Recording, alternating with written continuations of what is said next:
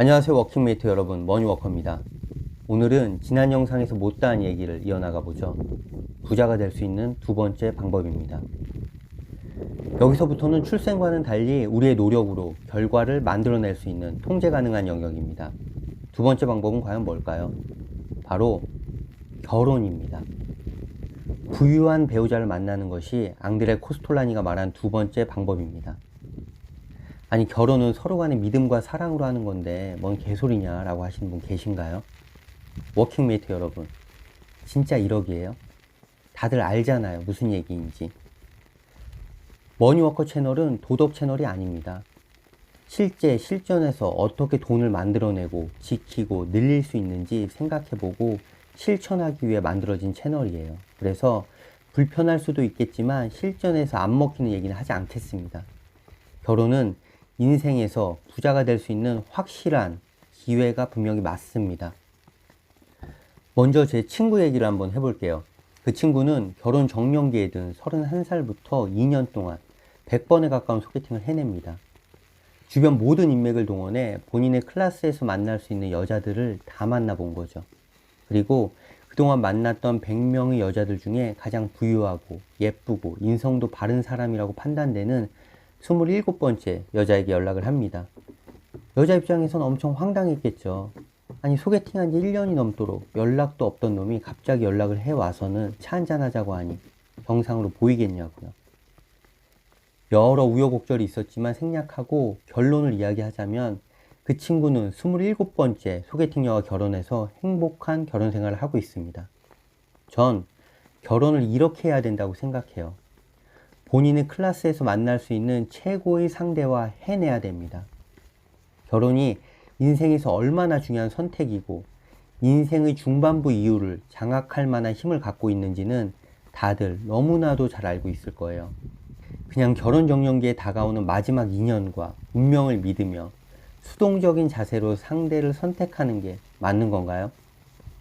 이거 하나만 잘 해내면 인생의 중반 이유가 바뀌는 겁니다. 돈만 보고 배우자를 정하고 돈에 팔려가라는 의미가 아닙니다. 돈과 가정 환경도 엄청나게 중요한 요소로 놓고 종합평가에서 최고의 상대와 결혼을 해내자는 얘기죠. 사실 본인 수준이 후지면 돈에 팔려가고 싶어 안달을 해도 아무도 사가지를 않아요. 이게 결혼의 본질이고 핵심입니다. 워킹메이트 여러분, 결혼은 왜 하는 걸까요? 전 이 생각을 20대 후반에 치열하게 했었습니다. 그래서 결혼을 하지 않기로 결심한 적도 있었고요. 결혼해야 되는 나이가 되면 그냥 해야 되는 걸까요? 남들도 하니까? 아니면 사랑하는 사람을 매일 보기 위해 하는 걸까요? 이것도 아니면 종족 번식을 위한 본능을 위한 걸까요? 결혼은 혼자 살 때보다 삶이 나아질 수 있고 행복할 수 있다는 확신이 들면 그때 그런 상대와 하는 겁니다. 그래서 본인이 어떤 부분에서 행복을 느낄 수 있는 인간인지 스스로에게 묵직한 질문을 날려봐야 하는 겁니다. 사람마다 포기하지 못하는 가치들이 분명히 있으니까요. 그리고 이거 아셔야 됩니다. 내가 좋아하는 행동을 하지 않는 상대랑은 살 수 있습니다. 하지만 내가 싫어하는 행동을 하는 사람과는 계속 같이 할 수 없습니다. 사람들이 결혼에 대해 이런 얘기 많이 합니다. 결혼은 서로 다른 사람이 만나서 맞춰가면서 혹은 인내해가면서 사는 거라고요. 그런데 그런 삶이 과연 행복할까요? 애초에 성향이 잘 맞는 사람을 찾아내서 결혼 생활을 시작하면 결혼 이후에 맞춰가고 참아내는 수고를 많이 덜어낼 수 있지 않을까요? 내가 그걸 해낼 수 있는 사람이면 반드시 그렇게 해야 됩니다. 내가 뭔데 사람을 자로잰 듯 평가하고 판단하냐고요? 걱정하지 마세요. 상대도 말은 안 하지만 그렇게 하고 있습니다. 그래서 서로 간에 중요하다고 생각하는 가치가 부합되는 순간 비로소 결혼을 할 수 있는 겁니다. 자, 그럼 지금부터는 완전히 머니워커 개인의 기준에서 결혼 상대를 고르는 방법을 딱 정해드릴게요. 어디에도 안 나와 있는 얘기니까 잘 듣고 써먹어 보세요. 배우자를 고를 때는 겉모습을 보고 판단하는 겁니다. 절대로 보이지 않는 내면, 즉 상대의 가치관이나 속마음을 보는 게 아닙니다. 지금까지 배운 거랑은 많이 다르죠.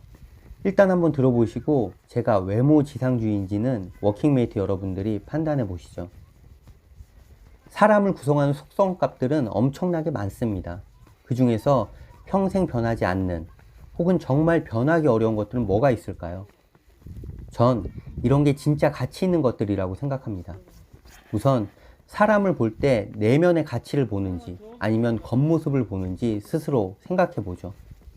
워킹메이트 분들은 어느 쪽인가요? 전 측정할 수 없으면 판단할 수 없다는 진리를 굳게 믿고 있는 사람입니다. 우리가 내면이라고 말하는 그 사람의 가치관, 생각, 성격은 어떻게 측정하죠? 눈에 보여서 정확히 측정할 수 있는 값들은 아니잖아요. 그 사람을 오래 겪어보면 느낄 수 있고 알 수 있다고요? 네, 일부 동의합니다. 하지만 그 모습이 거짓이거나 곧 바뀔 예정이라면 어떨까요? 결혼한 사람들한테 아마 이런 말 많이 들어보셨을 거예요. 연애 때 내가 알던 사람이 아니네. 사람을 잘못 봤었네. 성격이 변했네 어쨌네 하는 소리를요. 이런 얘기를 하면서 부부 사이가 점점 안 좋아지는 케이스들이 주변에 많이 있습니다. 근데 정확히는 상대의 성격이 변한 게 아닙니다.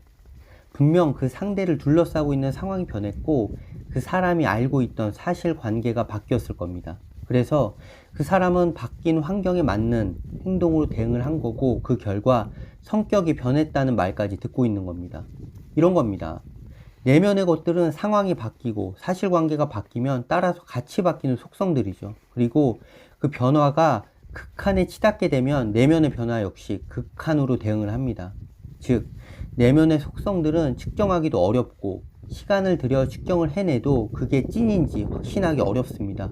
그뿐 아니라 주변 상황과 알고 있던 사실관계가 바뀌면 같이 바뀌는 것들입니다.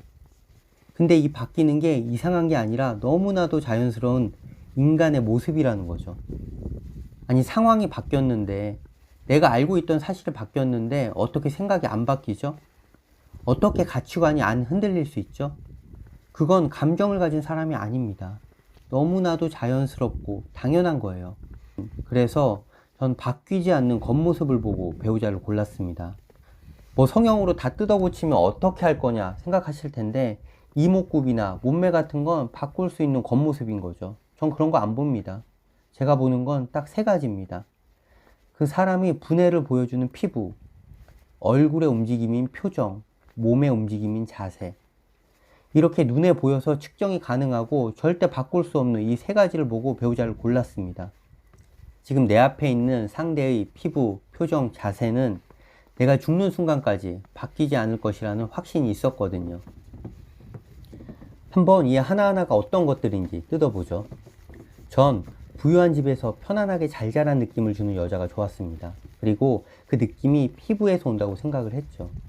주변에서 아무리 돈지랄을 하고 다녀도 분해가 안 난 사람을 보세요. 왜 그런지. 반면 별 말도 없고 설치지도 않고 심지어 돈도 안 쓰는데 붓이 좔좔 흐르는 사람들이 있습니다. 그 사람들을 보세요. 어떤 특징을 갖고 있는지. 피부가 겁내 좋을 겁니다. 우리가 의도하던 안 하던 간에 피부에서 사람들은 그런 느낌들을 얻습니다. 그리고 피부는 타고나는 거예요. 피부과 가서 프락셀 같은 시술 암만 받아보세요. 당장은 개선이 되더라도 다시 예전 피부로 돌아가죠. 죽을 때까지 관리해 나가지 않으면 유전자의 지배를 벗어나지 못하는 게 바로 이 피부입니다. 성형한 이목구비로 승부하려는 5, 60대 중년 여자 배우분들을 보세요. 과연 승부가 되는지. 그 사람에게서 좋은 분위기를 느낄 수 있는지를요. 나이 들면 결국 피부로 승부하는 겁니다. 다음은 얼굴의 움직임인 표정이죠. 기쁜 표정, 슬픈 표정, 당신의 이야기를 듣고 공감해주는 표정, 심지어 아무것도 하고 있지 않을 때의 무표정조차 잘 바뀌지 않습니다. 당신의 앞에서 상대가 만들어내고 있는 이 표정이라는 얼굴의 움직임은 앞으로도 안 바뀔 겁니다. 이 표정은 수십 년간 그 사람이 노출된 환경에 의해서 만들어진 거죠. 즉, 수십 년간 뇌 신호와 얼굴 근육과의 상호작용이 굳어진 결과입니다. 그래서 잘 안 바뀌는 거예요. 혹시 주변에 성형수술하신 분들 계신가요? 근데 몇 년 지나면 얼굴이 바뀌었다고 다시 리터칭 시술 받는다고 하지 않나요? 그 이유가 뭔지 아세요? 바로 표정이 안 바뀌어서 자꾸 예전 얼굴로 돌아가는 겁니다. 같은 표정을 계속 짓다 보면 다시 본인이 싫어했던 원래의 모습으로 서서히 바뀌는 거죠. 그리고 표정은 본인 스스로가 어떻게 만들어내고 있는지 잘 몰라요. 그걸 보는 건 상대방이지 내가 아니거든요. 질문 한번 해볼게요. 내 스스로가 슬픈 상황에선 어떤 표정을 짓고 있는지 아시나요? 모를 겁니다. 그래서 바뀌지도 않는 겁니다. 문제점을 알아야 개선을 하죠. 그래서 전 배우자를 찾을 때 이 표정을 엄청나게 중요한 가치로 평가했습니다. 마지막으로 몸의 움직임인 자세죠. 피부와 비슷한 결입니다. 그 사람이 수십 년간 노출된 환경의 영향으로 만들어지기 때문에 잘 바뀌지가 않죠. 그리고 표정과 마찬가지로 내가 어떤 상황에서 어떤 자세를 만들어내고 있는지 잘 몰라요. 남에게만 보여지는 거라 어떤 문제가 있는지도 모르고 그래서 개선이 안 되는 겁니다. 걷는 자세, 앉아있는 자세, 기대고 있는 자세, 그리고 여러 상황에서 만들어내고 있는 몸의 움직임들, 당신이 보고 있는 상대의 자세 역시 앞으로 향후 50년간은 당신이 봐야 할 것들입니다. 전 이렇게 피부, 표정, 자세라는 세 가지 겉모습을 보고 배우자를 선택했고 지금까지 행복한 결혼 생활을 하고 있습니다. 제가 30대 초에 봤던 와이프의 피부, 표정, 자세가 지금도 너무 좋거든요. 10년이 지난 지금도 그때랑 똑같아요. 오히려 성격은 좀 많이 변했죠. 근데 그건 변할 줄 알았어요. 우리가 연애할 때랑 지금 상황은 많이 다르거든요. 근데 진짜 중요한 건 제가 지금까지 이야기한 피부, 표정, 자세가 좋은 사람이 힘든 환경 안에서 부정적인 생각을 갖고 성장했을 확률이 0%에 가깝다는 거죠. 주변에서 이 세 가지가 좋은 사람들을 한번 찾아보세요. 제가 무슨 이야기를 한 건지 소름 끼치게 놀라실 겁니다. 워킹메이트 여러분, 결혼은 출생 다음으로 인생에서 부자가 될 수 있는 확실한 방법이자 기회입니다. 이 기회를 운명론적인 자세로 접근하면 안 됩니다. 당연히 본인의 클래스에서 만날 수 있는 최고를 찾아내고 그 사람과 해야 됩니다. 2번 강조해도 지나침이 없습니다. 결혼 잘못하면 인생 조지는 거예요. 거의 다시 태어난 수준으로 인생을 바꿀 수 있습니다. 그리고 배우자를 고를 때는 측정 가능하고 평생 바뀌지 않는 겉모습을 보고 판단하는 겁니다. 피부, 표정, 자세 같은 것들이죠. 이 눈에 보이는 것들이 정말 좋다면 결혼까지 하셔도 됩니다. 당신이 눈 감는 날까지 이것들은 변하지 않을 테니까요. 여기까지가 제가 생각하는 결혼할 배우자를 선택하는 방법입니다. 번외로 상대방의 집이 부자인지 아닌지 알 수 있는 팁을 하나 더 드릴게요. 서로가 아무리 친해졌다고 니네 집 돈 많아? 이렇게 모양 빠지게 물어볼 수는 없잖아요. 그리고 부자라고 대답한들 그게 구라인지 아닌지는 어떻게 알 수 있죠?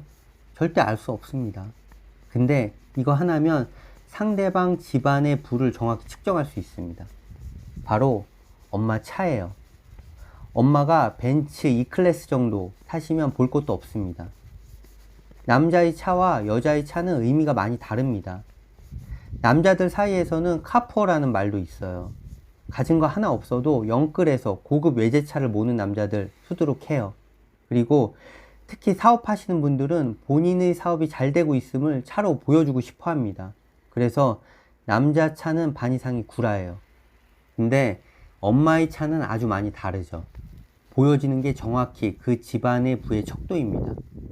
가장 정확한 지표니까 실전에서 한번 대입해 보세요. 제 말이 헛소리가 아닌 걸 알게 되실 겁니다. 오늘은 여기까지 하겠습니다. 다음 산책 때는 부자가 될 수 있는 남은 2가지 방법에 대해 정리하겠습니다. 출생, 결혼과는 다르게 남을 통해 삶이 바뀌는 방식이 아닌 스스로 부자를 만들어내는 방법입니다. 오늘 산책이 의미 있었다면 다음에도 함께 하시죠. 그럼 이만.